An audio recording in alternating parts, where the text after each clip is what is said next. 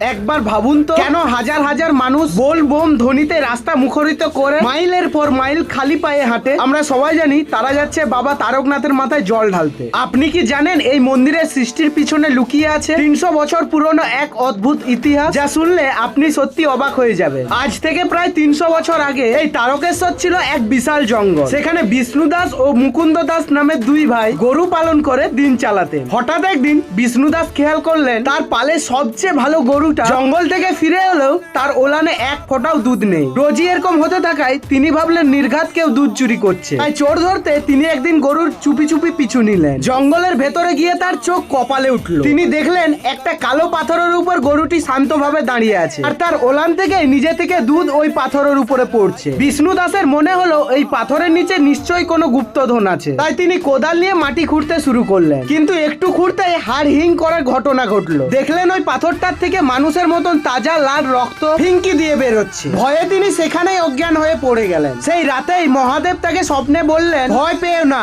ওটা গুপ্তধন নয়, তারকনাথ রূপে ওই পাথরের মধ্যেই আছি আমি, ওখানেই আমার পুজো করো। ঘুম ভেঙে বিষ্ণুদাস এক হাতেই ওই জঙ্গল পরিষ্কার করে ওই পাথরের উপর ছোট্ট একটা খড়ের চালা তৈরি করে পুজো শুরু করেন। 1729 সালে এই অলৌকিক মহাত্মের কথা ওই অঞ্চলের রাজা ভারমাল্যের কানে পৌঁছায়। শোনা যায় রাজার এক পরিবারের সদস্য দীর্ঘদিনের কঠিন এক ব্যাধিতে ভুগছিলেন এবং তারকনাথের আশীর্বাদে তিনি অলৌকিক ভাবে সুস্থ হয়ে যায়। সেই কৃতজ্ঞতা থেকেই রাজা ভারমাল্য ওই ছোট্ট কুটিরের জায়গায় তৈরি করে দেন আজকের এই বিশাল পাথরের মন্দির। আজও মন্দিরের ভেতরে গেলে দেখবেন সেই শিবলিঙ্গটি অনেকটা মাটির গভীরে আছে। বাবার এই অলৌকিক মহিমা যদি আপনার হৃদয় ছুঁয়ে থাকে তবে ভক্তি ভরে ভিডিওটি একটি লাইক করুন আর কমেন্টে একবার প্রাণ ভরে লিখুন জয় বাবা তারকনাথ। ভিডিওটি যদি ভালো লেগে থাকে তাহলে পেজটাকে ফলো করে পাশে থেকো এইরকম তথ্য ভিডিও দেখার জন্য।